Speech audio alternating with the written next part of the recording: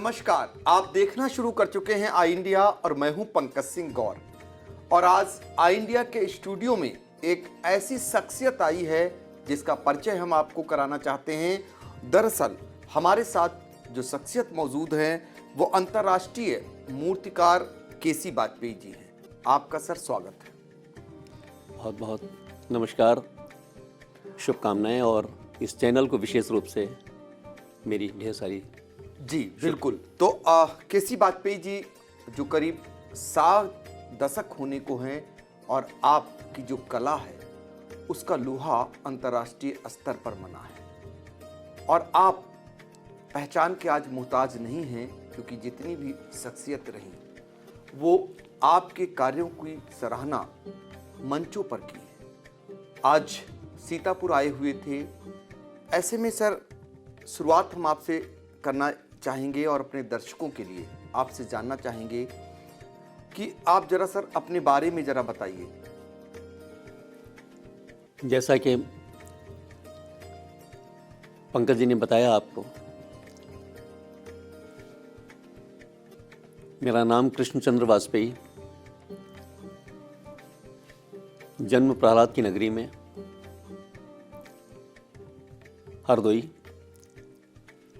और उसके बाद सारी शिक्षा दीक्षा विश्व भारती शांति निकेतन टैगोर विश्वविद्यालय पश्चिम बंगाल से मेरी हुई और सारे विश्व भर में भारतीय कला संस्कृति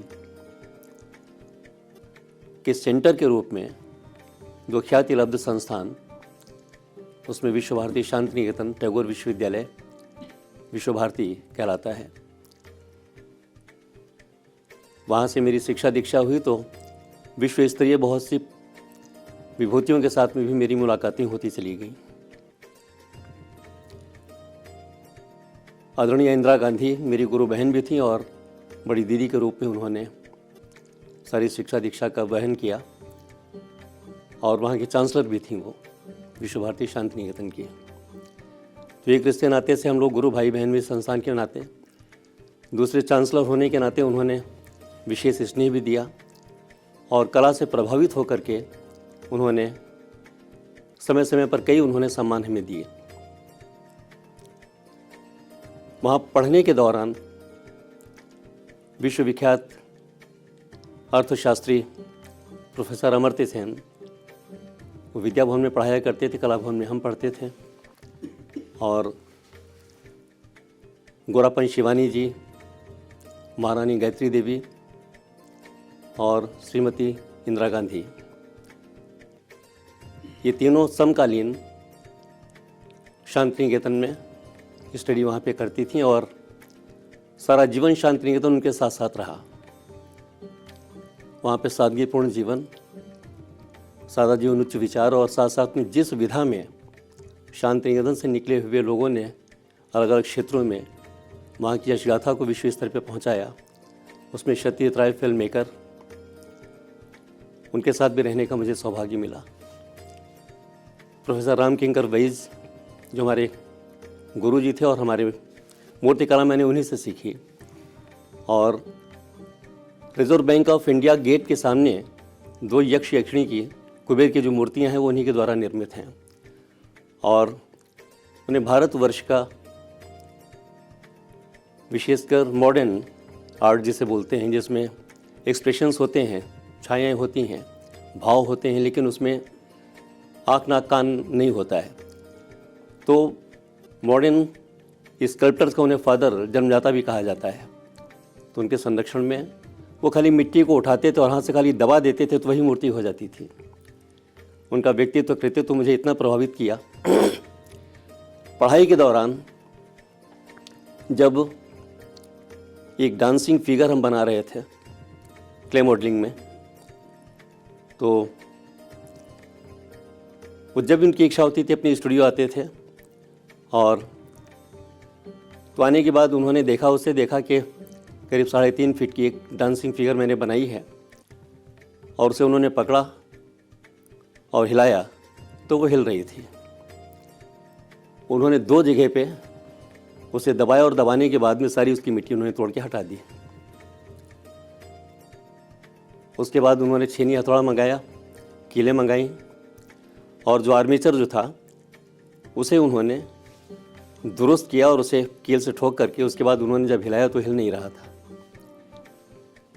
फिर उसे मिट्टी लेकर के उन्होंने जो काम मैंने 1 हफ्ते 10 दिन में किया था, मैंने कंप्लीट फिनिश होने वाला था, वो मात्र उन्होंने 5 से 7 मिनट के अंदर में उन्होंने कंप्लीट करके दिखा दिया। और कहने लगे कि आप देखो, इसे हिला के देखो, यहाँ तक तुम पहुँच चुके थे और इसके आगे तुम्ही को फिनिश करना है। अरे एक गुरु, एक माँ अपने बच्चे को, एक कुम्हार जब अंदर में हाथ देता है और ऊपर से ठोकर के घड़ा बनाता है उसे, फिर संस्कार देके उसे पकाता है फायरिंग में, और उसके बाद तब वो घड़ा बनता है, शीतल जल उससे मिलता है और लोगों की प्यास बुझाता है। तो जिस समय उन्होंने पकड़ के दबाया था और मिट्टी हटाई उसकी, तो लगा जैसे किसी ने मेरी चमड़ी उधेड़ दी हो। मैंने भावनात्मक रूप से मैं उस मूर्ति से इतना जुड़ा हुआ था, और सिलिंड्रिकल फॉर्म में उसमें भी एक आइडियलिस्टिक था। ऑब्जर्वेशन, इमेजिनेशन प्लस इनोवेशन जो हम कर रहे थे वो वहाँ के लोगों को बहुत पसंद आता था। फिर क्लास वर्क अपनी जगह हुआ करता था और क्रिएटिव वर्क अपनी जगह पे। अगर मैंने कोई मूर्ति बनाई तो सीटिंग, स्टैंडिंग, स्लीपिंग, आप उसे किसी भी रूप में रख लें, 3 डायमेंशनल इफेक्ट्स, तो फ्री फॉर्म स्कल्पचर्स मैंने देना शुरू किया। तो सारे विश्व में अन्य भी बहुत से कलाकार हैं जिन्होंने काम किया होगा, लेकिन योगा पोस्चर्स इन मार्वल, उसमें एक ब्लॉक को मैंने काटा और उसमें से मैंने एक पीस निकाला, तो अर्ध हलासन, पूर्ण हलासन, भुजंगासन, इस प्रकार से योगिक क्रियाओं को मैंने रिप्रेजेंट किया और सारे देश भर में चर्चाएं होने लगी।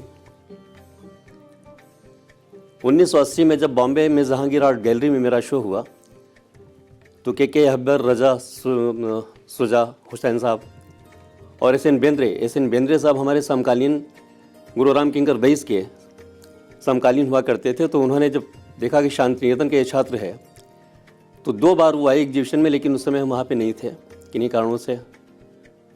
भाई शत्रुघ्न सिन्हा और अमोल पालेकर अपनी शूटिंग में हमें ले गए थे। तो हम लौट के आते थे तो मालूम हुआ कि उनका नोट्स हमें मिलता था। तो एक दिन मेरी मुलाकात हुई, होने के बाद उन्होंने कहा कि इतनी कम उम्र में मार्बल और ग्रेनाइट जैसे मीडियम में इतना हाईली फिनिश वर्क आज तक यहाँ जहांगीर आर्ट गैलरी में रिप्रेजेंट नहीं हुआ है, और आप विशेष रूप से बधाई के पात्र हैं। लेकिन जहाँ से आपने शिक्षा दीक्षा ली, लेकिन आपके काम में आपके गुरुजनों की झलक नहीं मिलती, इसका मतलब है कि आपने उनसे कुछ सीखा नहीं। ये शब्द जो उन्होंने बोला, तो मैंने कहा कि आपने बहुत अच्छा आशीर्वाद मुझे दे दिया है। आशीर्वाद इसलिए दिया है कि अगर हमारे काम में हमारे गुरुजनों की कार्यशैली की झलक मिले, तो इसका मतलब है कॉपी वर्क है, वो कार्बन कॉपी कहीं ना कहीं से प्रभावित है वो। इसका मतलब ये इसके अंदर मौलिकता है, इसे आपने स्वीकार किया, यही मेरे लिए बहुत बड़ा आशीर्वाद हुआ। तो बेंद्रे साहब बोले कि एक चीज़ हमें बताइए, ये फ्री फॉर्म का आपको ये इंस्पिरेशन कहाँ से मिला? तो मैंने कहा कि एक व्यक्ति की विभिन्न भाव भंगिमाएँ हमें प्रभावित करती हैं, उसका बैठना, उसका बोलना, उसका टहलना, उसका सोना। जब योगासन में शीर्षासन में होता है तो मुझे और भी ज़्यादा प्यारा लगता है, अच्छा लगता है। तो जानबूझ करके हम अपने पीस को एक फ्रेम में बना करके उसे उसी प्रकार से छोड़ दें। आप हमारे पीस को लें, उसे किसी भी रूप में आप उसे रखें, शीर्षासन में रखें या किसी में भी रखें, तो एक व्यक्ति के विभिन्न भाव भंगिमाएँ जब हमें प्रभावित कर सकती हैं, तो हमारा स्कल्पचर पीस आप उसे ड्राइंग रूम में रखें, बेडरूम में रखें, गार्डन में रखें, कहीं पर भी आप उसे रखें, वो हमेशा आपको ऊर्जाएँ देगा और आपके अंदर की कोमल भावनाओं को हमेशा सकारात्मक दिशा देता रहेगा। तो ये उन्हें बड़ा अच्छा लगा। उसके बाद भर पास के उन्होंने गले लगा लिया। अब उनमें और हमें काफ़ी अंतर था। वो करीब 50 वर्ष, 65 वर्ष, 60 वर्ष हमसे बड़े, और उन्होंने जो हमें गले लगाया, तो इससे बढ़िया आर्ट अप्रिशिएशन और कुछ नहीं हो सकता है। मैंने रोम रोम से उनका आशीर्वाद निकल रहा था। तो कला जगत में विभिन्न माध्यमों में कार्य करने का मुझे सौभाग्य मिला, और विश्वस्तरीय जो कलाकार थे, जैसे लियोनार्डो दा विंची हुए जिन्होंने मोनालिसा बनाया, और बहुत सी उन्हें हम लोग जीनियस कहते हैं। हर क्षेत्र में उन्होंने कुछ न कुछ योगदान किया है। आज के डेट में जो डॉक्टर अपनी चिकित्सा पद्धति को आगे बढ़ाते हैं, तो भी एनाटॉमी स्टडी उन्हीं से करते हैं सारी चीज़ें। मैकलेंजलो, जिन्होंने सारी दुनिया को प्रभावित किया सिक्सटीन चैपल पेंटिंग के द्वारा। उस पेंटिंग में उनके फिगर्स जो हैं वो दीवार तोड़ करके निकल के आएगी, ऐसा उसमें उन्होंने प्रदर्शित किया है उसे। तो चित्रकला, पेंटिंग, इन माध्यमों से आगे बढ़ते हुए मिट्टी से खेलना, लकड़ी में काम करना, रॉ मटेरियल आयरन रॉड लेकर के उसके अंतर्गत अलग अलग मूर्ति शिल्प का निर्माण करना, मेटल को गला करके उसे ढलाई करके बनाना, स्टोन कार्विंग, ब्रॉन्ज कास्टिंग, सारी विधाओं में मैंने काम किया। और पूरे देश भर में जहाँ जहाँ मार्बल माइंस थी या ग्रेनाइट के रॉक्स थे, सैंडस्टोन के रॉक्स थे, तो वहाँ पे कार्वर के बीच में जा करके हमने काम किया और उनकी दशा और दिशा दोनों को बदलने का प्रयास किया। आज सारे देश के बहुत से जो हमारे कारीगर हैं, हमारे मित्र हैं, वो सदा सर्वदा अपनी शुभकामनाएं हमें प्रेषित करते हैं। केशी वाजपेयी जी, जब आप मूर्तिकला को यहाँ तक ले गए तो दर्शक जानना चाहेंगे कि आपकी बेहतरीन मूर्ति कौन सी है जिसको हम लोग भी देख सकें कभी। एक तो योगा पोस्चर्स बहुत से हमने जो बनाए, तो कलाकार वैसे भी बहुत सहृदय होता है। और तो मार्बल में योगा पोस्चर जो हमने बनाए उसमें चक्रासन है और कई अलग अलग आसन भी जो हैं, तो उन्हें अगर आप देखेंगे और अवलोकन उनका करेंगे तो आपको बहुत अच्छा लगेगा, उससे मुझे सेटिस्फेक्शन मिलता है। दूसरी चीज़, रियलिस्टिक में देश रत्न प्रथम राष्ट्रपति राजेंद्र प्रसाद जी, उनकी मूर्ति ब्रॉन्ज में बनाने का मुझे सौभाग्य मिला और उनके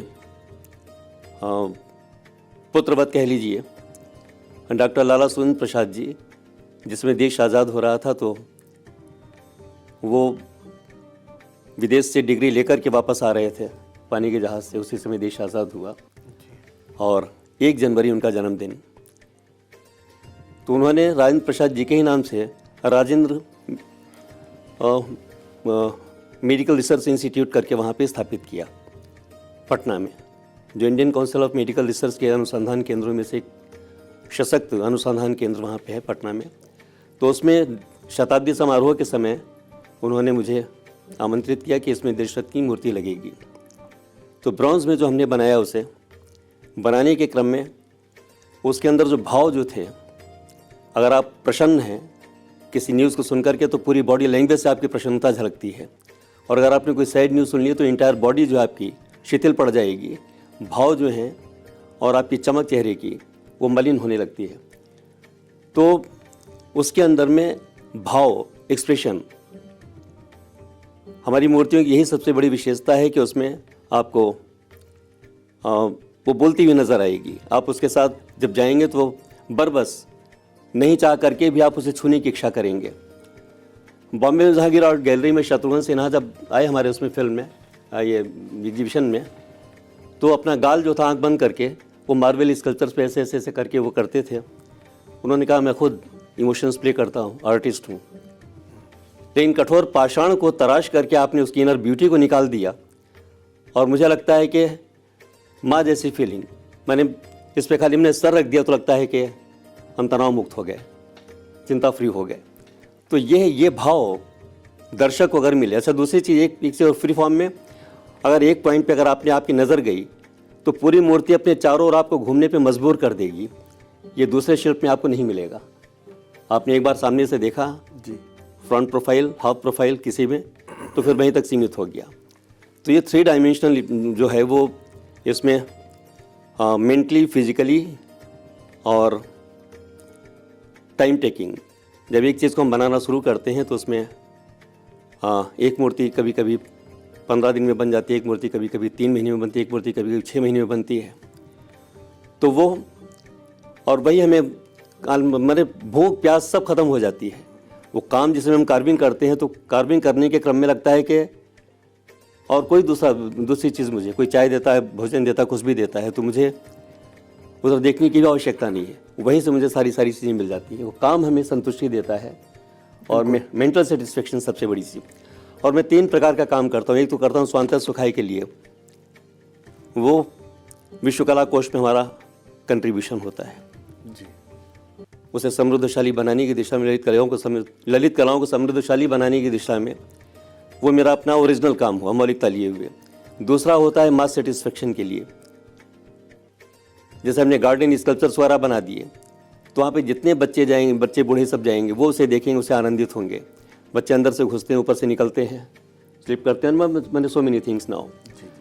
जो सीनियर सिटीजन्स हैं वो वहाँ पे बैठते हैं तो उन्हें सुकून मिलता है।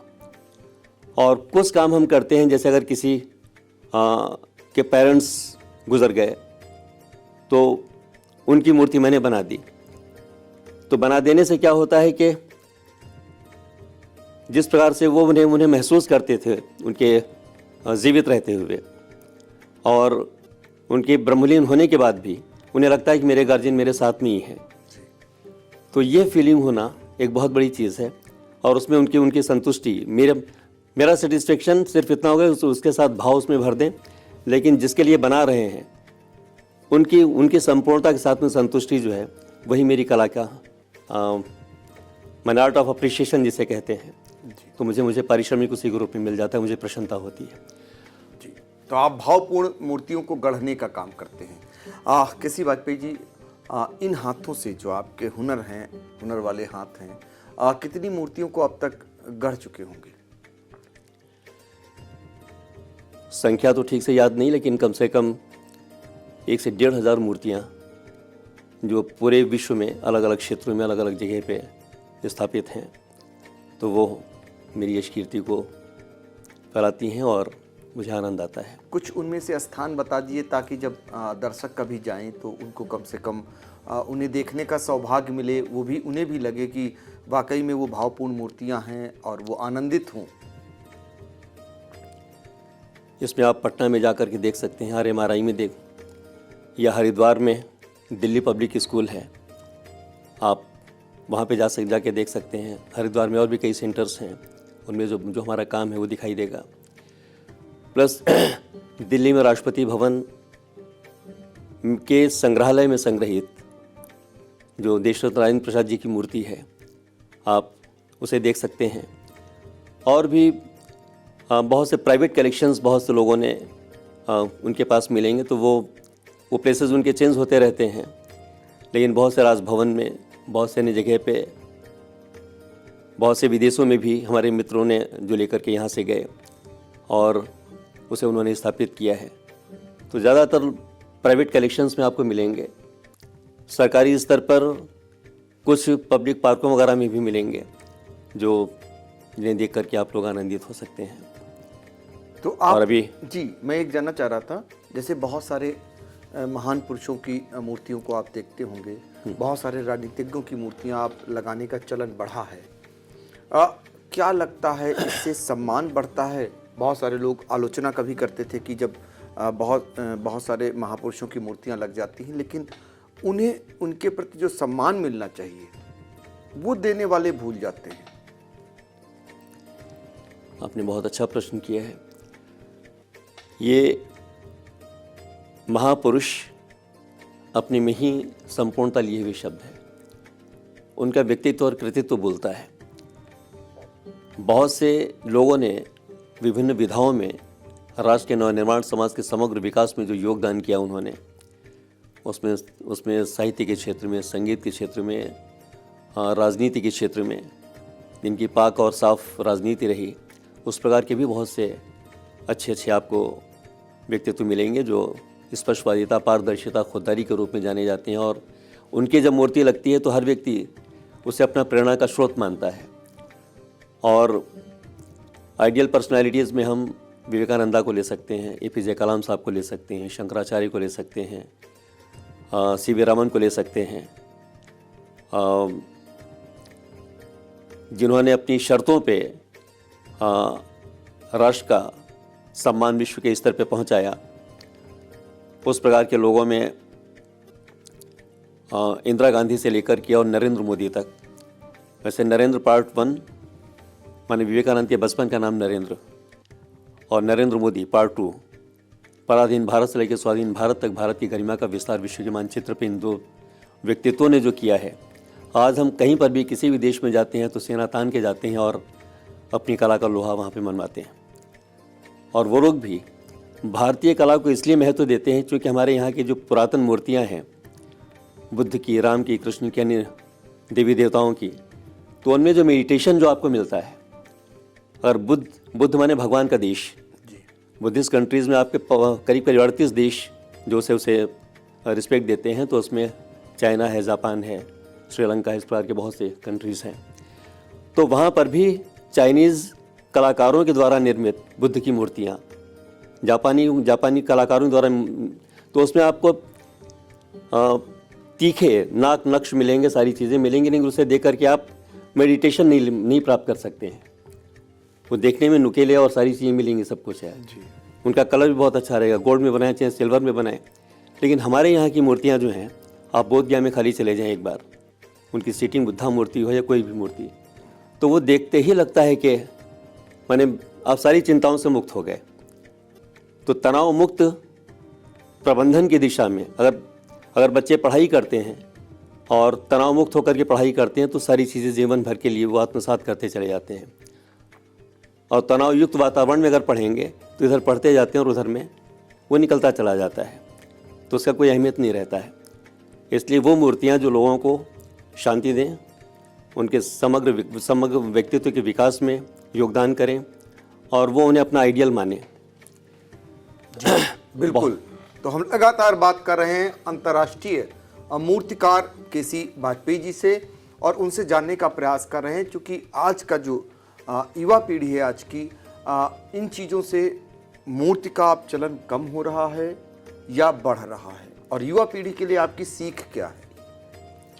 नहीं, मूर्तियों का प्रचलन तो बढ़ता जा रहा है और पूरे देश में अब आप स्मार्ट सिटी का ही कॉन्सेप्ट ले लें तो उसमें ग्रीन सिटी, क्लीन सिटी और ड्रीम सिटी को स्मार्ट सिटी बनाने की दिशा में जब रोड चौड़े होंगे, जो कॉर्नर्स होंगे, सिटी गार्डन्स वगैरह होंगे, तो बिना उसमें मूर्ति के वो अधूरे रहेंगे। यह भी एक मैं विचार शेयर करना चाहूँगा पंकज जी के साथ में जी, कि बहुत सी चीज़ें विश्व स्तर पे भारत की ओर से पहुँची, जिसमें विश्व योगा दिवस भी मनाया जाता है। तो पतंजलि से लेकर के और जितने ऋषि महर्षि रहे, उनके माध्यम से जो योगासन और ताइक्वांडो और सारी चीज़ें जो यहाँ की भारत की पृष्ठभूमि से निकल के आई, वो दूसरे देशों ने उसे आत्मसात करके आत्मनिर्भर हो गए, स्वावलंबी हो गए, और हम ही लोगों ने उसे भुला दिया, अपनी जड़ों से कट गए। तो ये मूर्ति जो हैं, हमारे खुद अपने छात्र छात्राएँ राष्ट्रीय अंतर्राष्ट्रीय स्तर पर ख्याति अर्जित कर रहे हैं और मुझे बड़ी प्रसन्नता होती है। एक होता है कि व्यक्ति अपने व्यक्तित्व और कृतित्व का खाली विस्तार करता है और वहीं तक सीमित रह जाता है, लेकिन कमिंग जनरेशन में और उसके बाद की जनरेशन के लिए ये जो हमने आज कई करोड़ बच्चे हमें अपना आदर्श मानते हैं और मुझे बड़ी प्रसन्नता होती है। आज हर क्षेत्र में, जैसे आर्ट ऑफ टेक्नोलॉजी को ही ले लें, कला शब्द किसी चीज़ के साथ आप लगा देंगे तो वो उसका महत्व और बढ़ जाता है, और हर व्यक्ति फील करता है कि जब कला शब्द लग गया है तो सत्यम शिवम सुंदरम, वो चीज़ अनूठी हो गई। और आप पेन का ही छोटा सा एक एग्जांपल ले लें, आप मार्केट में जाते हैं तो 2 रुपये से लेकर के 2 लाख रुपए तक का पेन आपको मिलता है, और इतने डिज़ाइन में मिलता है कि आप हस्ताक्षर आपको करना है, 2 लाइन खाली उससे लिखना है। लेकिन आर्ट ऑफ टेक्नोलॉजी का खाली कमाल देख लें, सिलिंड्रिकल फॉर्म्स में चाहे मिसाइल हो या प्लेन हो या रॉकेट हो, जो भी है तो आप देखते होंगे, जिससे कि नीचे से लेकर ऊपर तक एयर जो है वो स्लिप करे उसके ऊपर में। तो ये सब आर्ट ऑफ टेक्नोलॉजी का ही बेमिसाल हमें पढ़ाने का सौभाग्य मिला बीआईटी मिश्रा में। और बीआईटी मिश्रा में इसलिए कि वहाँ पे first year to final year, माने बीटेक के 8 सेमेस्टर्स और उसके बाद एमटेक के बच्चों को उनकी लीडरशिप क्वालिटी, मतलब अंतर्मुखी प्रतिभा और बहिर्मुखी प्रतिभा, आपने जो पढ़ा है, लिखा है, सुना है, गुना है, उसे अच्छे ढंग से रिप्रेजेंट करें, खूबसूरती के साथ रिप्रेजेंट करें। जो आप मॉडल बनाएं, रेसिंग कार का बनाएं, चाहे रोबोट जो चांद पे खुदाई करेगा उसका बनाएं, उसका वेट कम होना चाहिए, डिज़ाइनिंग उसका अच्छा होना चाहिए, और फोर्स उसके अंदर में आप जितना भरना चाहें भर सकते हैं चीज़। तो हमारे वहाँ के बच्चों ने विश्व स्तर पे गरिमा स्थापित की कैनेडी सेंटर नासा में 2009, 2010, 2011 3 वर्षों तक लगातार। उस बार जो था भारत सरकार के जितने भी इंस्टीट्यूट थे, आईआईटी, एनआईटी और बिट्स पिलानी और हमारे यहाँ का जो मदर इंस्टीट्यूट बीआईटी मिश्रा का, वहाँ के भी बच्चों का प्रोजेक्ट वहाँ पे सेंक्शन नहीं हुआ था। पटना एक्सटेंशन सेंटर जो था बीआईटी मिश्रा का पटना एयरपोर्ट पे, वहाँ के बच्चों का प्रोजेक्ट उन लोगों ने एक्सेप्ट किया। तो भारत सरकार के DST, science and technology department और एसबीआई ने उनके उस ट्रिप को उन्होंने स्पॉन्सर किया। उन्होंने कहा ये संस्थान के बच्चे लेकिन नक्षत्र हैं भारतवर्ष के, इनकी सारी जवाबदेही मेरी रही। और वहाँ जाने के बाद जब इन्होंने लेक्चर्स दिया और रोबोट जो था, जो उन्होंने मटेरियल्स डाला था, उसे क्रैश करके, तो सारे लोग जो थे और बहुत से लोग अदर कंट्रीज़ के, उन्होंने उसमें मटेरियल लिस्ट भेजी थी, उसमें कुछ उन्होंने चीज़ें उसमें ऐसी ऐड कर दी थी, इसके बजाय उनका रोबोट चलते चलते बंद हो गया। तो एक स्पेशल टीम उनकी बैठी और उसने उसमें कुछ पॉइंट्स करेक्शन करके उन्होंने कहा कि ये परफेक्ट हुआ है, लेकिन इसमें इसका वेट कम होना चाहिए, हाइट कम होनी चाहिए, इसके डिज़ाइन में ये होना चाहिए।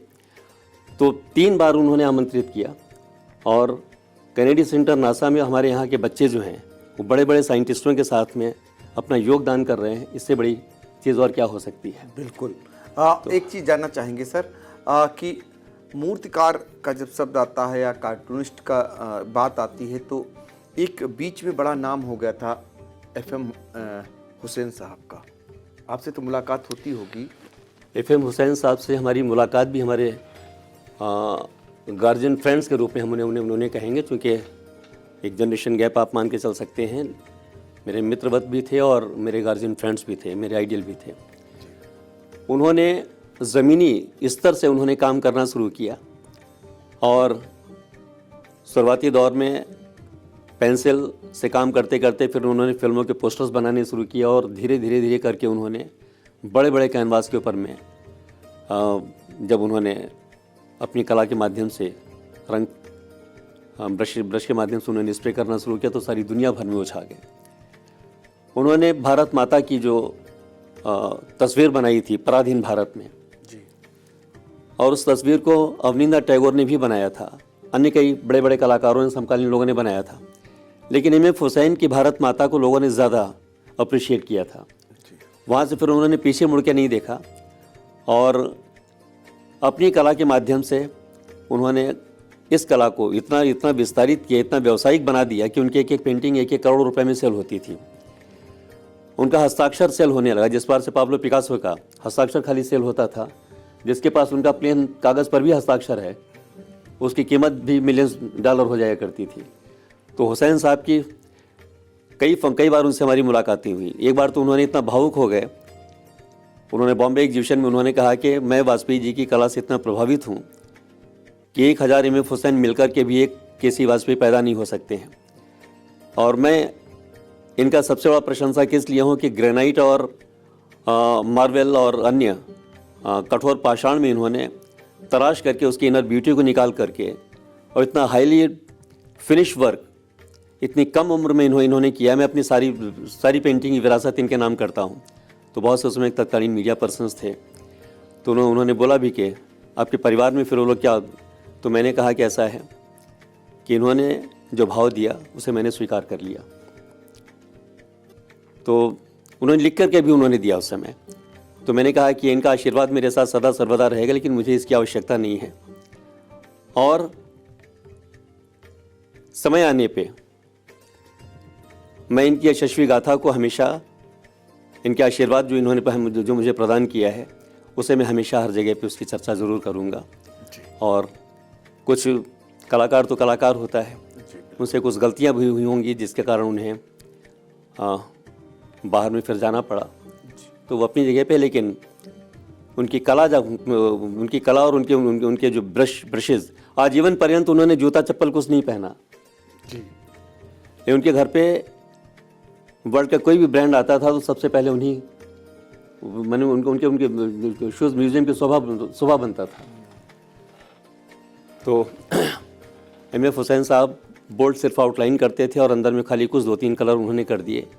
तो हुसैन साहब के कलर, हुसैन साहब की पेंटिंग्स, हुसैन साहब का ये है व्यक्तित्व जी। बिल्कुल सर, बातचीत आगे जारी है और आपने बहुत अहम जानकारियां दी हैं। चूँकि आप खुद में एक इतनी विख्यात हैं कि लोग अब आपके लिए जो है आपका अनुसरण भी करने लगे हैं। ऐसे में एक जानना चाहेंगे कि पुरस्कारों की अगर बात करें तो कई पुरस्कार आपको मिले हैं, कई पटलों पर, कई अवसरों पर बड़े बड़े पुरस्कारों से आपको नवाजा गया है। ऐसे क्षण कब आए और चूंकि और लोग भी आपकी लाइन में हैं, वो भी चाहते होंगे आप जैसा बनना, उनके लिए बताइए सर। सम्मान व्यक्ति का नहीं होता है, उसके कृतित्व का होता है। और मेरी कला से प्रभावित होकर के आदरणीय नृपेंद्र मिश्र, जो वर्तमान में पीओमा में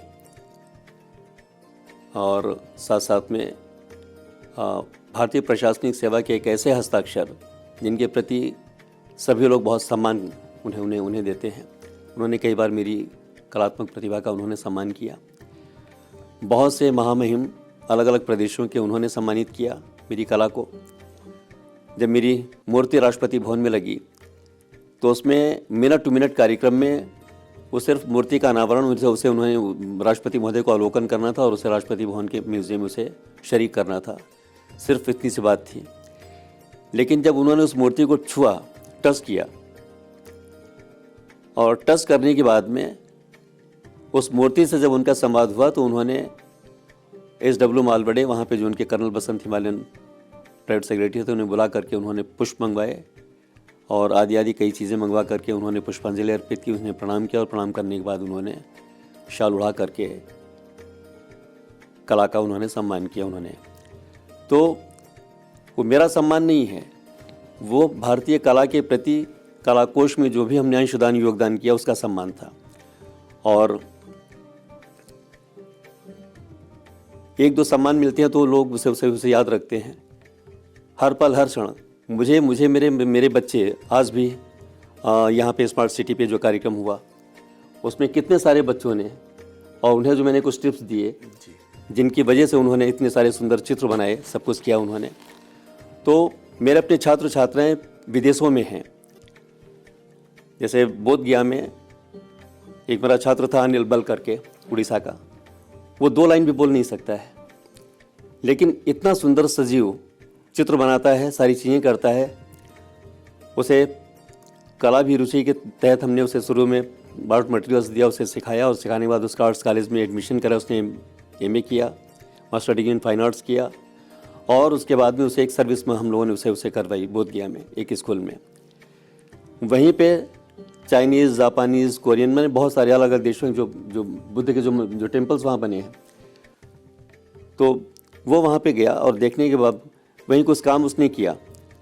तो जापान सरकार ने उसे बुला करके जापान में, और अब बराबर उसका जापान आना जाना होता है। हमारे बहुत से छात्र जो हैं जो खाली प्लेन से ही उड़ते हैं हमेशा, और मुझे प्रसन्नता होती है।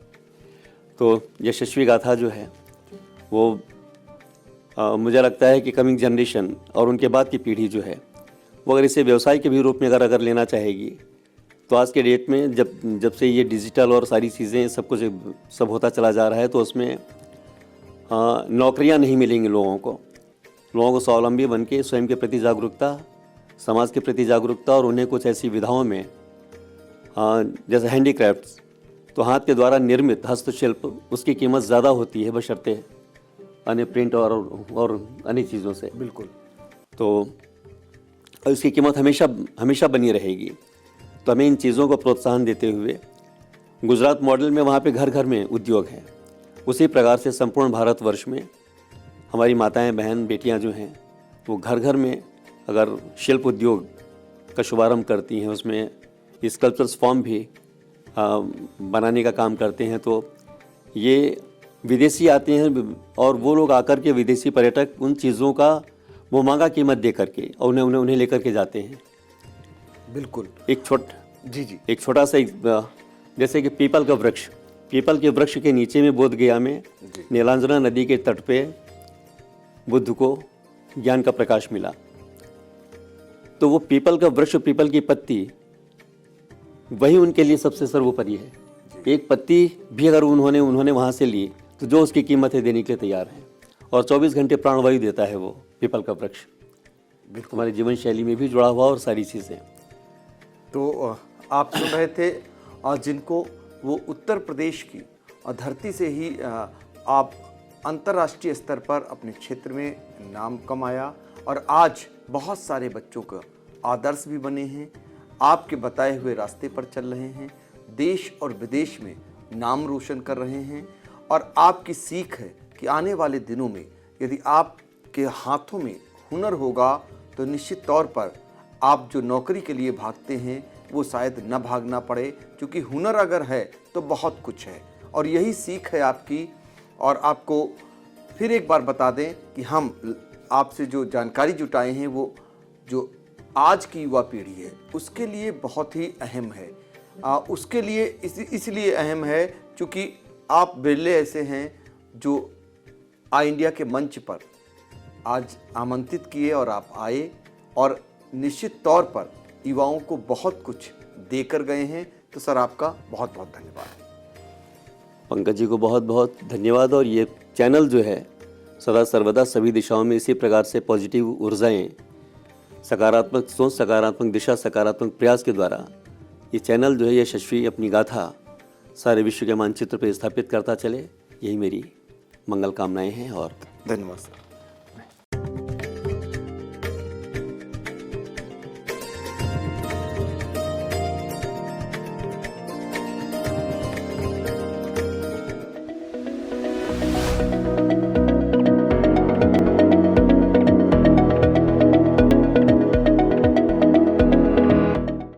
चुनावी सफर में हिचकोले खा रही निकाय की नैया। वोटर बनेंगे आखिर किसके खेवैया। बच चुका है चुनाव का बिगुल, तय हो चुकी है उम्मीदवारों की दावेदारी। लाखों की आवाम चुनेगी शहर की सरकार, किसके सिर सजेगा जीत का ताज। खूब हो रहे चुनावी वादे, नेताजी जा रहे वोटरों के द्वारे। 6 नगर पालिका 5 नगर पंचायतों का होगा फैसला। चेयरमैन पार्षदों की तय होगी तकदीर। निकाय चुनाव का महा कवरेज लेकर आ रहा है आई इंडिया।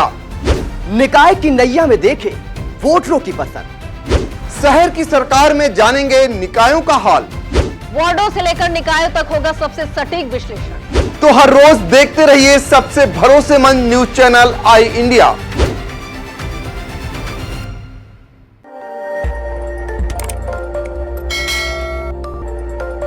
खबर आपकी, नजर हमारी। देखते रहिए आई इंडिया।